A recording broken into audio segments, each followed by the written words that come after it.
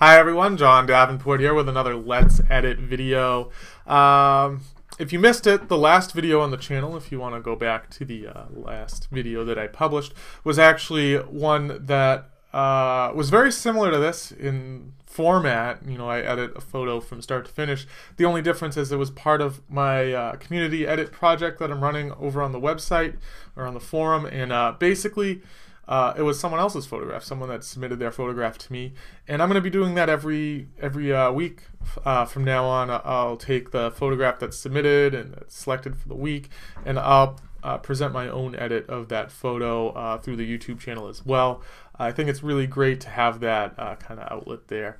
If you want to take part in the community edit project and potentially see your photograph edited here by me on the YouTube channel, hop over to this link I'll put below in the comment section. You can jump on over and find out all about how you can sign up and submit your photos. I need more. If I'm going to keep doing this every week, I'm going to need a constant stream of photos. So the more you guys send me, the better off it'll be. Now let's jump into this photo here, and basically what I have is a 3-bracketed set of this lighthouse shot. There's some things wrong with it that I kind of want to see what I can do in Lightroom to kind of fix it. You know, the photograph that I actually like from this series was this particular one that I shared earlier this week. But this series isn't necessarily about processing the best photo from your shoot, but what you can save if, say, you messed up a little bit, and how you can save a photograph in Lightroom, and kind of how I approach different things when I edit photos. So let's hop into this photo really quickly here. The first thing that I'm going to do is fix the composition a little bit.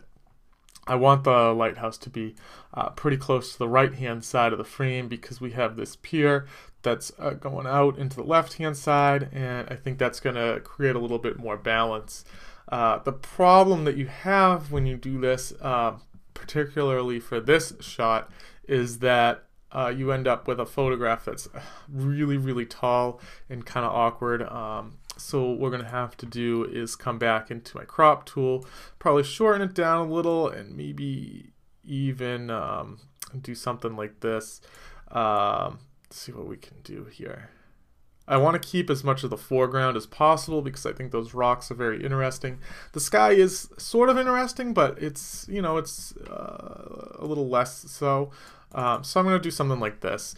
Now, this is a pretty substantial crop, so we might have lost a little bit of detail in the photo, but for the purposes of learning and how I would have liked to have framed this shot in camera, you know, it's always funny, hindsight. You can kind of go back, and when you're editing, you can kind of learn composition by doing these kind of crop things and seeing what would work well if you would actually frame the camera that way.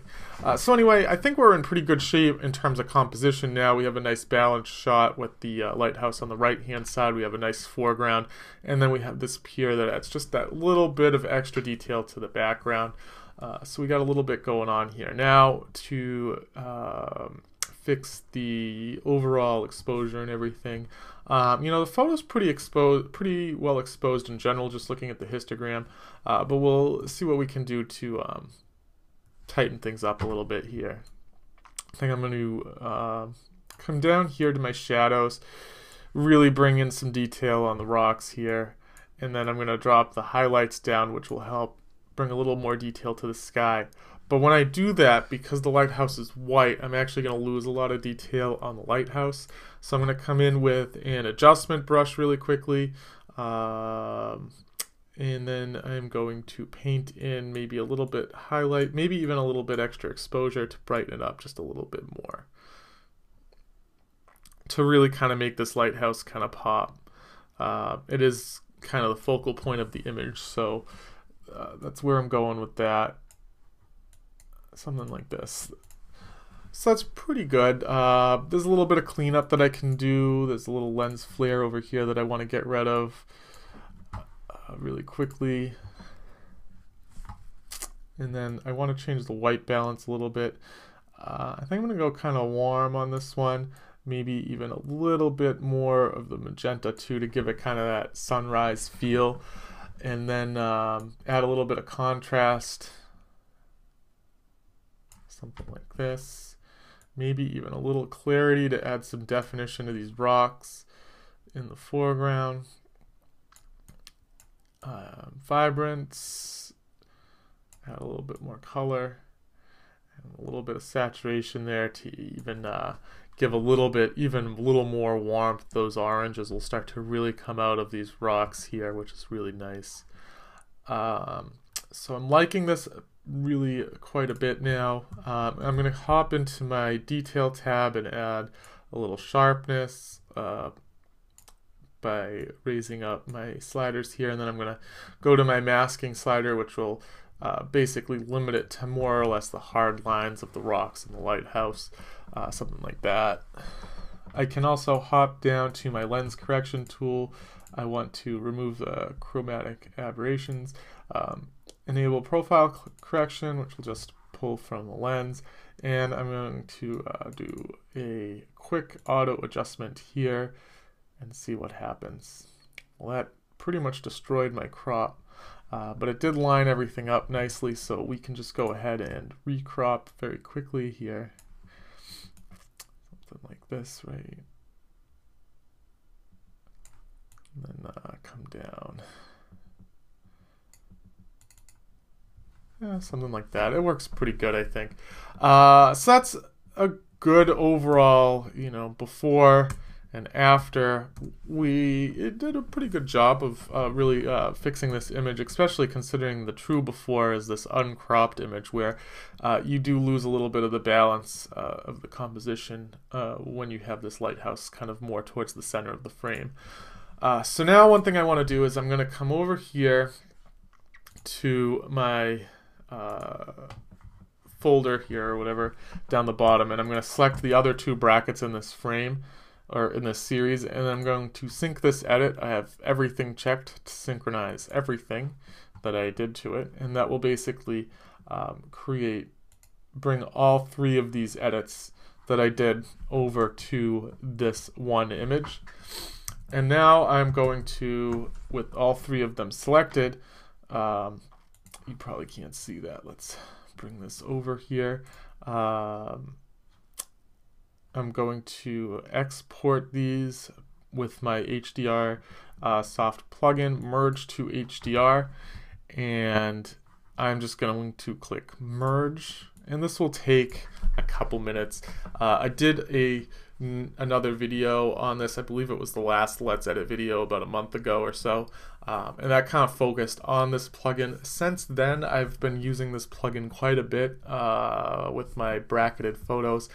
It does a pretty good job at merging photos and doing a very quick tone map, but the thing that I like about it is you don't have to leave Lightroom to do anything.